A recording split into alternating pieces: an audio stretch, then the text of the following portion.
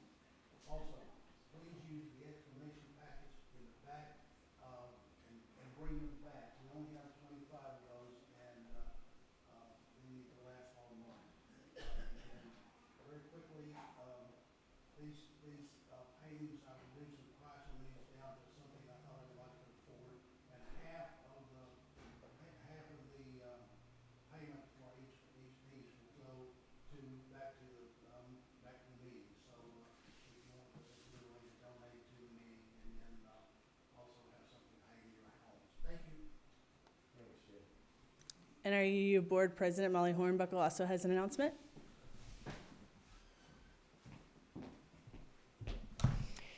Even my grandchildren will tell you that I love symmetry, so I'm gonna work on this, Jay.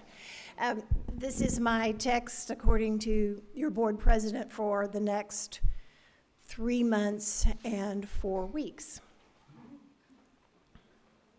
The board is, I need to just tell you a couple of things real quick. The board is considering a rental request from an organization that's called Lua Lima. This has come to us through GTX, Chuck Collins. It's an educational service that provides drop-in service educational opportunities for kids who are being homeschooled. It would happen at least during the summer. They're waiting for a permanent facility, I believe, to be completed, so we might need to extend it, but this is something that the board is enthusiastic about and will be considering in the weeks to come. This possibility also created a little bit of motivation for our new facilities team leader, Walt Holt, to get a team of folks together to take a look at the playscape, and it's going to be coming down with the idea that we're going to be replacing it. So stay tuned for that. We feel like this is a great time to make that switch and get something that would benefit our kids, perhaps the Lua Lima kids and kids in the neighborhood. Make another positive statement. And the last opportunity for shared ministry that the board wants to offer you this morning brings us to serving on the nominating team. Don't hide under your chairs. I do not want anybody to crawl through broken glass on their hands and knees to make this happen. But the policy about the nominating team says this is a vital role to play because it affects the future and the mission of this organization, of this institution. And we know that we cannot function without officers. We just can't unlock the doors and remain a nonprofit without officers. So the nominating team will work together. You will have support. You will have conversations with members of the board, the current members of the board. You'll be given some suggestions about how to approach this. And you have the very enthusiastic fellowship that is ready to step up and help out. Because we have all expressed our love and commitment to this institution. One of the ways that you might serve is to give a year of your time being an officer to the board. So this morning, I'm asking if you have any thought at all that you could serve to be a person to ask folks to represent us as a member of the board. I have a job description for you. I would ask you please just think about it. You serve for about 2 months. The board has been mulling over some names of folks that we might recommend, and you're encouraged to ask members of the fellowship also to give suggestions. So please consider this being a way that you can serve. Nominating team. How does that sound? 2 months. Lots of help. Think about it. Thank you.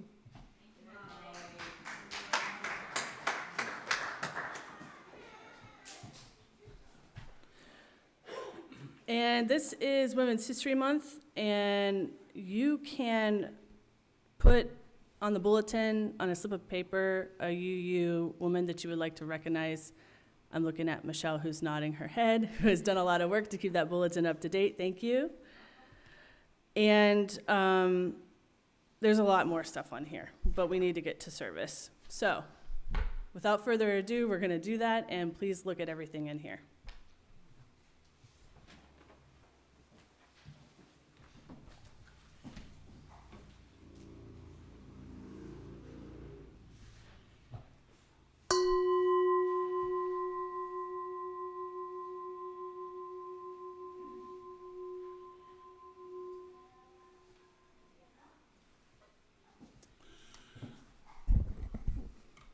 Good morning. Good morning and welcome to San Gabriel Unitarian Universalist Fellowship. And whether you're here in the sanctuary or joining us online, we're glad that you're here. My name's Woody Hibbard. My pronouns are he, him. I've been a member of the fellowship for about 4 years, and I'm currently serving with Molly on the board of trustees and our other members as well. Molly has been quite a mentor to me. Being a new person, I wasn't really sure where the culture or the politics of UU were going, and believe me, this has been a graduate education. Thank you, Molly. San Gabriel is a member of the Unitarian Universalist Association. And if you'd like to know more about us or what the UU is all about, you can visit our website, sign up for the newsletter. And we especially welcome today our new members who may be visiting us for the first time. Please know that whoever you are, wherever you're from, whomever you love, wherever you are on life's journey, you're welcome here. So let's start by greeting the day in song. Our opening hymn is number 1064 in the Teal hymnal, Blue Boat Home. The music is in the hymnal, and the words, the lyrics will be, yes, projected. So please rise in body and spirit and sing with us this morning.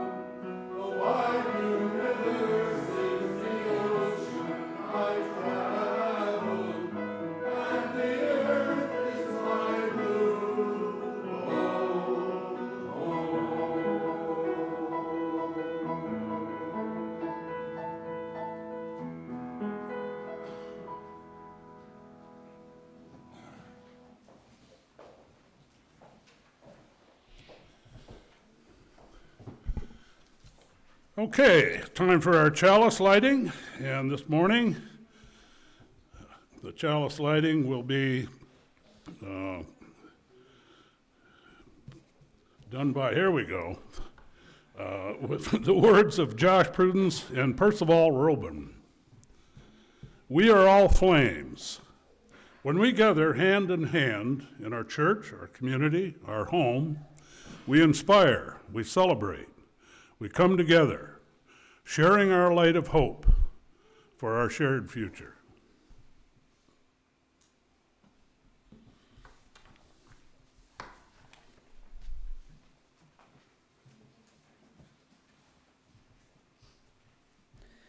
Our call to worship today is called Call from the Past, Present, and Future by Tanya Marquez.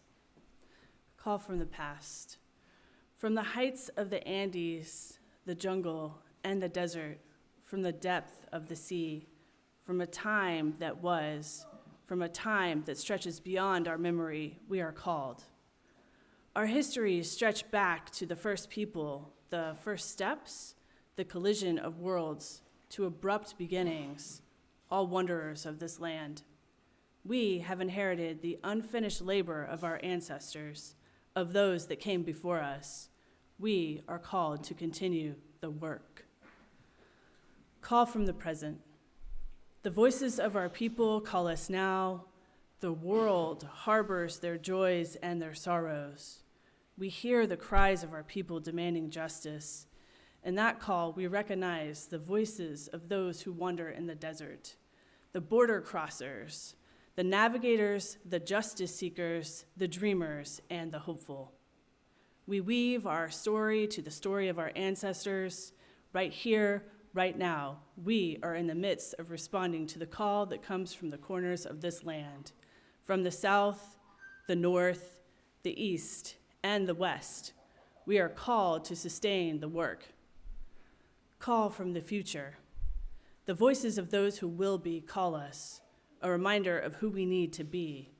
In the weaving of our story to the web of life, we must remember that we must not cut the strings, for there are others coming after us, others with tender hearts and strong wills, with creative determination, those who will live in the house of tomorrow. Their vision escapes us. Yet we are called to prepare the road, to leave behind possibility and foundations upon which they'll build a better tomorrow. We are called to create new opportunities. And now it is time for our Wonder Box. Karina, what's in the box today?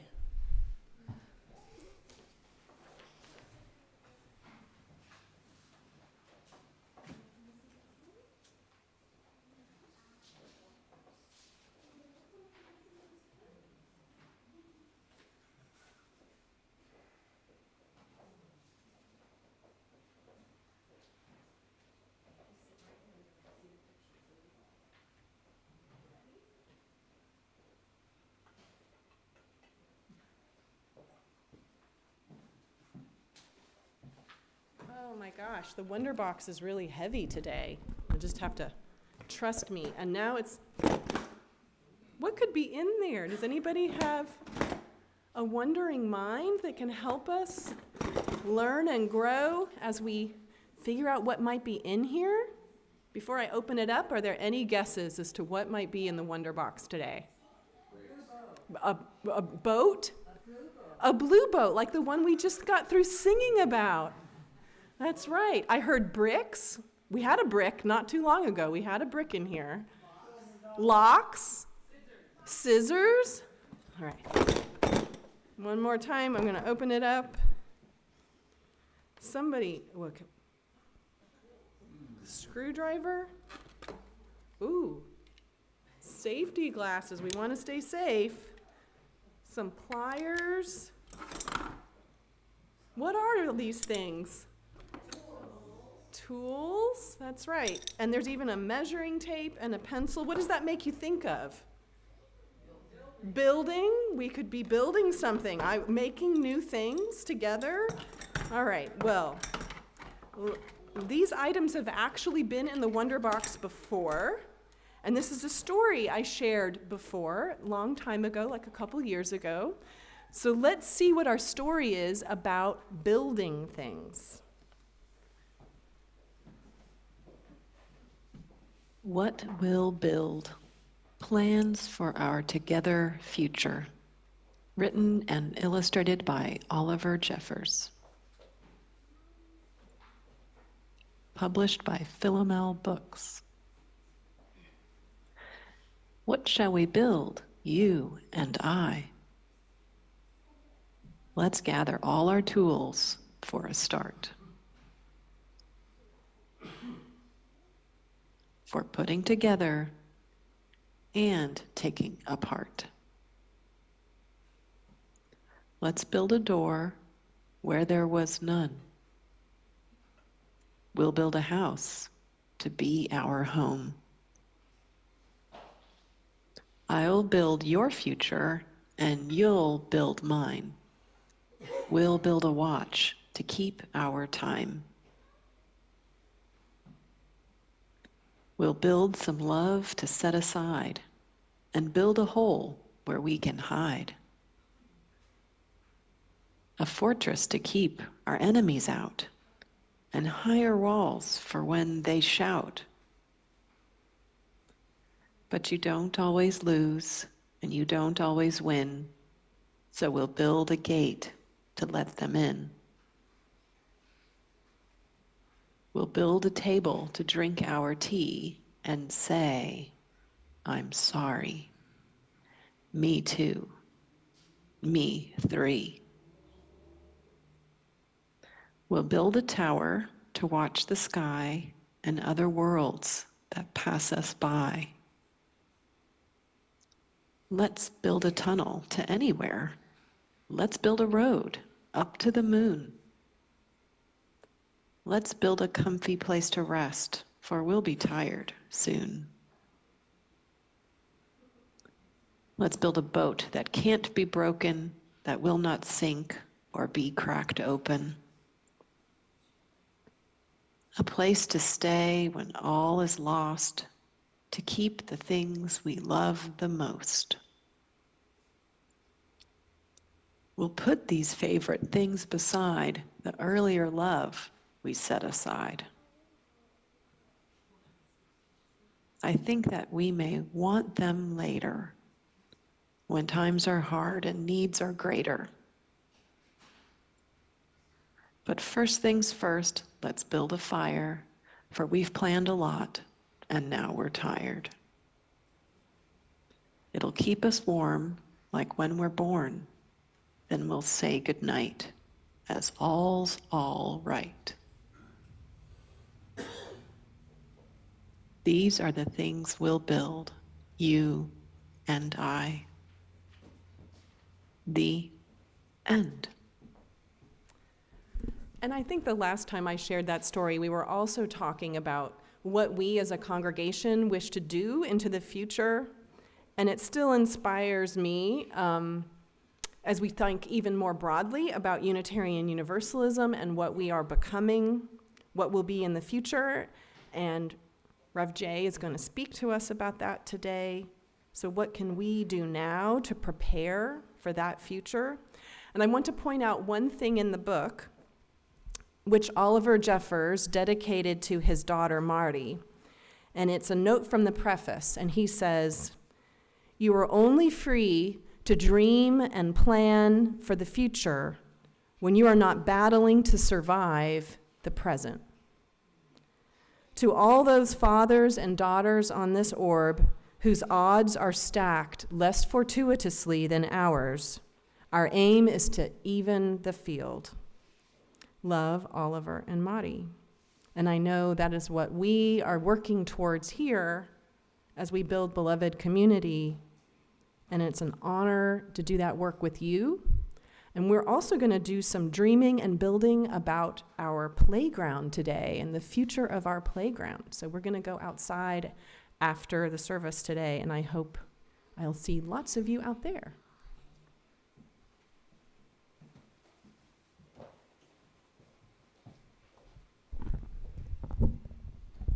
So one summer while I was in seminary, I was working on my clinical pastoral education training, which is required training for people wishing to enter the chaplaincy. I was in my first unit of residency at the Memorial Sloan Kettering Cancer Center in New York City. I was making rounds on my floor, and I visited a new patient we had that appeared on my census that morning. She spoke Russian, and while waiting on the translator program to upload, one thing she made very clear to me that I did understand was this: Jesus was in the room. Jesus is here? I looked around. Yes, she nodded her head. In chaplaincy, we meet people where they are. Even if I didn't think Jesus was in the room, she felt Jesus was there, and patient-centered care means staying right there with her in that moment. So in that reality, Jesus was in fact in the room. And let me tell you, his presence, unbeknownst to me, made for an interesting visit. So I took this story back to my reflection group that is comprised of colleagues and other chaplains. As I was recounting this story for purposes of reflection, I remember there was a colleague of mine from another faith tradition who never seemed to wrap his mind exactly around what I believed or didn't believe as a UU. So he asked me yet again.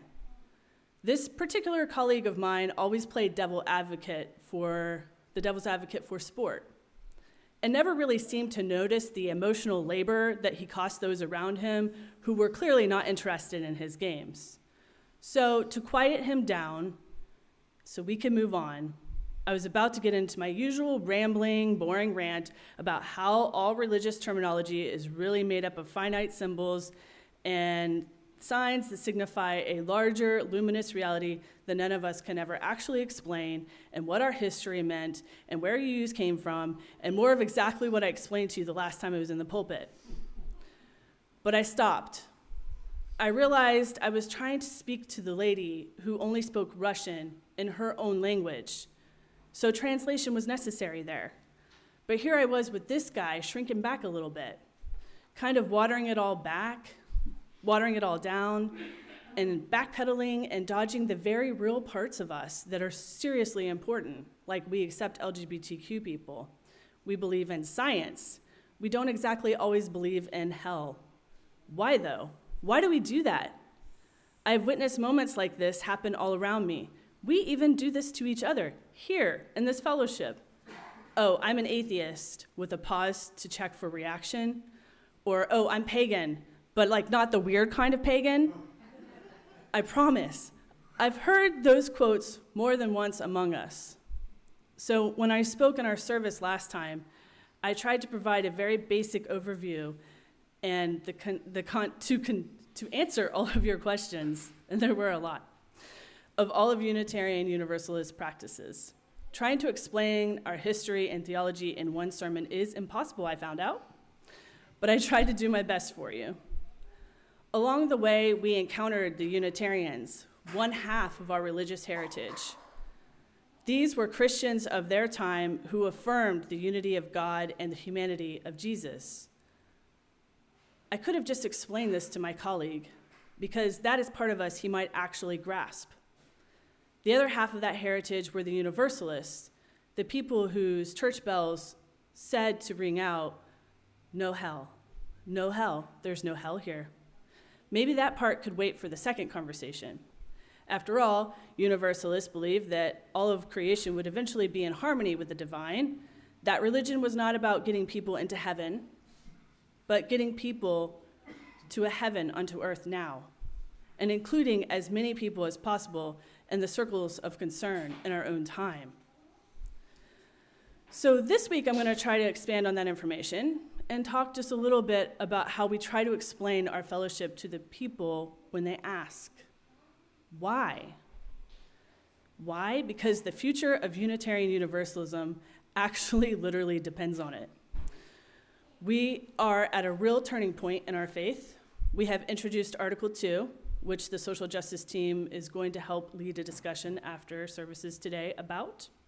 We are going to be electing a new UUA president, And already things are different in our faith tradition. It is unusual to have only one candidate for presidency. What does that say about our entire faith tradition that one person wanted and said yes to the task at hand? And it's not the easiest thing in the world to articulate. Unitarian Universalism is often met with the usual you what? And maybe we get tired of telling people who don't know about us about that, and we just show up on Sundays because it's easier.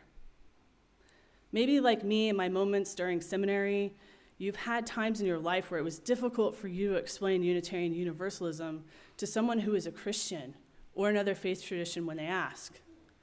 Or maybe you are still fond of some parts of your own Christianity, your own version, and you're trying to reconcile that part of you while giving a balcony view to someone who doesn't know what Unitarian Universalism is. We are a covenantal church. This means beliefs will never be defined for you in a creed. We get to decide how we interact and behave with one another. If you do not abide by our covenant, you are not condemned to hell, but it will be gently pressed upon you that this is a spiritual community, and perhaps not the right one for you.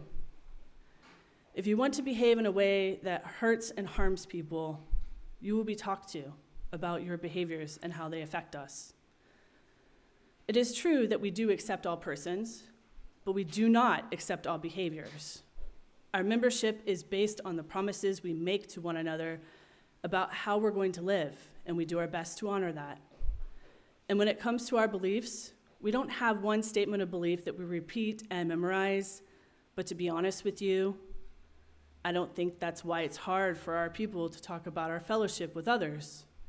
If it was that simple and easy as having a statement we could all memorize and repeat, we would have fixed that problem a long time ago. To be honest with you, I think the reason we have trouble talking about our fellowship with others is that our people disproportionately carry religious baggage that would fit on no airplane. Many of us have not actually left the religion that we left before we got here, and we carry it with us into our interactions. And we know that we've experienced the kind of evangelism that hurts. And we try not to inflict that same kind of pain onto others in return. But there is a difference in trying to convert someone and trying to just let them know about your spirituality, especially when someone asks you to talk about it directly, because it's hard to talk about us to others, and I get it.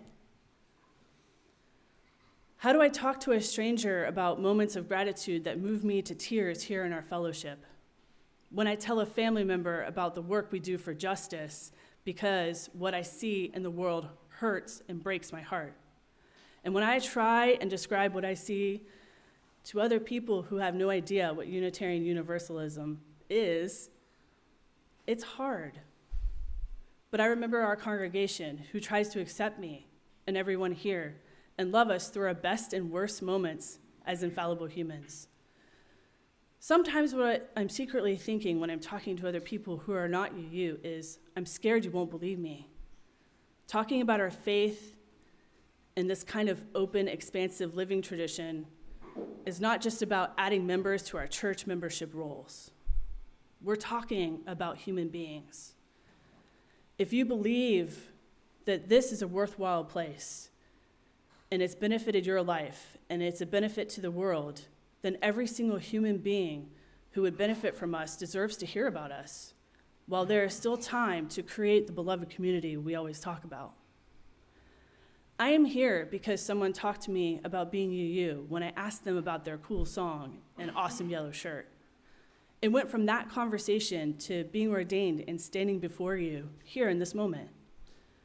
I left my cradle religion, and I am here now, and all it took was that someone explaining their faith to me, unapologetically, honestly, and without hemming and hawing or worrying about what I would think.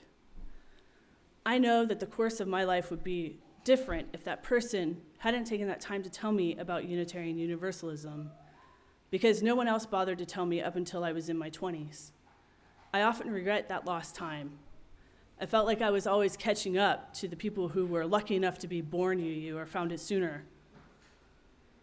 It seems very stingy to me that any of us in the room would think that this is the best religious community we could ever find, especially in the South, especially right now in the South, and then not tell anybody about it. Admittedly, it is hard to encompass our beliefs in an elevator speech. We're always talking in translation. But when somebody asks me about a religious tradition for the first time, I usually tell them that we believe people experience the sacred or God in many ways. All people are worthy of love, just as they are. And religion is about building a loving world here on earth together. That's not a perfect explanation. And I know that definition does not fit every single person in this room every time. But it's a starting place. And it's an acknowledgement that we can't say everything at once. But maybe it's also an invitation to a second conversation and not losing people out the gate. If people ask you about this place and you want to craft your own answer, I have a few points of advice, take them or leave them, from a former colleague who no longer serves the ministry. He used to say, the first thing to do is to give them an answer that is positive and clear and that is in the religious language of the person who asked you. If someone asks you a question in Spanish, you won't respond in Italian. But so often, people ask us what we think of God, and we tell them the answer, God. All they wanted to know was what we thought about God. And we could have said, well, historically, we thought God is best expressed in love, but we can talk more about that later, instead of trying to say everything all at once. Second, I think it's important that when we answer people, we give them concrete ways that being a part of this tradition has benefited our lives. Funny enough, I have found that most people seem to be more interested in things that seem like they matter to me. And third, I think it's always important to include an invitation. If someone asks you, please tell me more about St. Gabriel, and then you don't tell them that it's a wonderful place where everyone would benefit, but you're not invited, it sounds like you don't want them if you don't actually invite them, especially when they ask you directly. When people ask us to tell them about what we have found, we often apologize. So this is not an exhaustive list by any means, but it's a start. And before we start talking about our faith to other people, we have to be willing to be changed by a place we say is powerful enough to change the world. And we have to be willing to articulate this place to others in a way that is compelling and understandable. And it has to be both compelling and understandable. At one time, Universalism was one of the biggest religions in the United States. Our UU ancestors were instrumental in trying to build a just and actually free United States. We were on the front lines of abolition, women's suffrage, LGBTQ rights. Not to say we still don't have a lot of work to do in these realms. White supremacy lives and breathes in our congregation and around us in this community. White people have a lot of work to do. And we are still trying to help with trans rights and immigration, helping to save the planet one reusable water at a time. If we believe that this faith is powerful enough to change the world, it's probably going to ask something of us too. Any relationship that only wants your money and doesn't ask about a deeper relationship is consumerist. Commodity in church is surely not that. We try very hard to not repeat the damage of capitalism here. And finally, for this place to have a vibrant voice for our future, you're going to have to be part of its voice. Not only people who are paid to do it can do it. Our DRE, Karina and I, we often hang around people that already know about UUs. We need your help to spread the word. A compelling invitation to this place promises that you commit to it, your life will be better, and the world will be better. I think our faith can be popular again. I think the story that Karina brought us about tools can be made useful here. It's the praxis of what we talk about on Sundays. More and more people are departing from organized creedal-bearing religions. The category of no religion is increasing faster than any in the United States. We should be the most vibrant, spiritual, quote unquote, but not religious spot in North America. And yet, we have as many members today as we did in 1961 when the Unitarians and the Universalists merged. The good news is that every other mainline denomination has purged members, has hemorrhaged its membership rolls since then. Look at the world that we live in. It's polarized beyond what many of us could imagine. And we're told that our identity is consumers, that our job on earth is to buy and hoard as much as we possibly can, and we are asked to understand who we are by political labels that are far too small and fall short. And loyalties and adherence to our own ideologies are loyalties that usually benefit someone else. And it's easy to feel isolated and overwhelmed in our day and age. But nobody has to navigate these waters alone. Ours is not a perfect congregation. It has its mistakes. But we are bigger than our mistakes. And I promise you that when somebody asks you to explain this church, you're not going to have the perfect answer. You're going to have to talk in translation, and it will never be exactly what the person in front of you understands or agrees with, and that's okay. But we can say with confidence that we believe that God is too big for any one religion, and that all human beings are worthy of love, and that we can build a just and loving world right now. Perhaps this is the religious congregation for you. Maybe it's not. But if you have found a group of people who help you live well, tell someone. Because remember, when people actively ask you about your church or your beliefs, they're implicit. Their implicit question is this: what evidence do you have that my life is meaningful and will make a difference? And am I included in your answer? And for the record, another thing I'd like to tell my CPE colleague, wherever he may be right now, is that the devil never needs an advocate. But our God, our theology, our heaven, and Unitarian Universalism certainly do.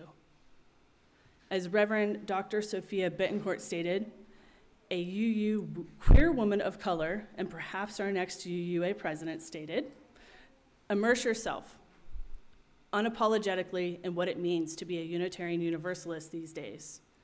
Then go out in the world and live knowing that your faith matters. May the poetry of our hearts set us free.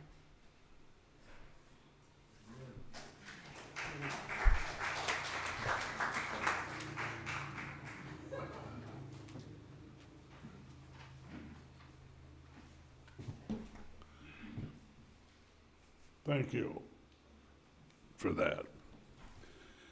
Okay, now let us sing together again. Our second hymn today is number 1020, Oh Ya Ya.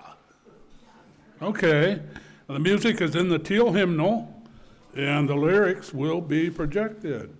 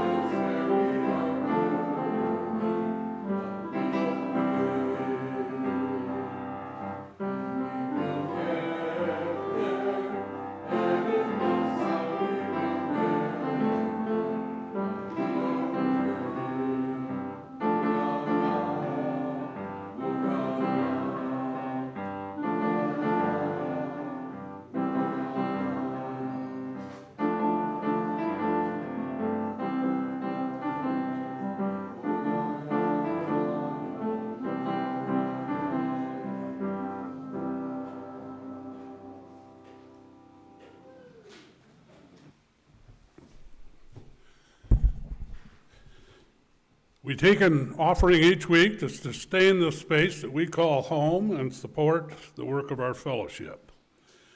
The offertory music is Precious Memories, written by Woody Wright. In the composer's own words, he wrote, "When words come spontaneously, flowing into place, I feel the divine urge." The offering will now be graciously received, and we thank you.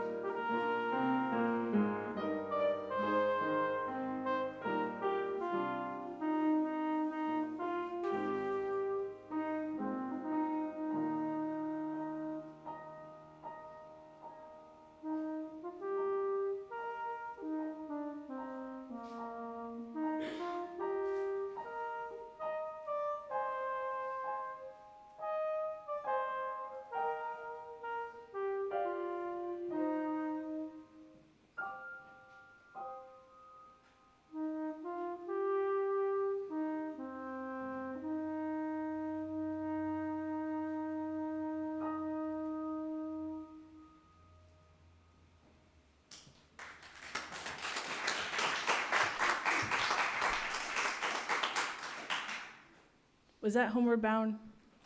Okay, just an update that didn't make it into our script. That was Homeward Bound by Marta King, who earned her bachelor's degree in music and English at Texas Christian University in 1975.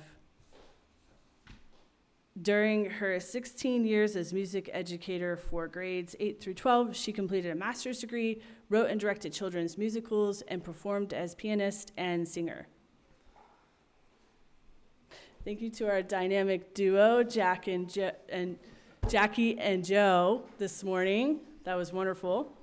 And on that note, there's going to be a hymn book update. Please meet after service, March 12th, and the back of the sanctuary to update the words number 1021 in our teal hymnals. The composer, Jason Shelton, has officially changed the words from standing on the side of love to answering the call of love, so it's not ableist anymore. And please see Jackie for more details. Thank you to everybody who helped this morning, our wonderful tech team, hospitality team, all of you for showing up, and everybody behind the scenes, and Woody for being our awesome lay leader. We close our sacred time together when we extinguish our chalice. We extinguish this flame, but not the chalice inside of our hearts, which serves as a beacon of hope. Emboldened by its blaze, we are reminded that our strength as prophetic and powerful people is found when we come together at San Gabriel, which is here in Georgetown to stay, no matter what may come our way. And please enjoy the coffee. You can feel free to get up and talk as soon as I extinguish this.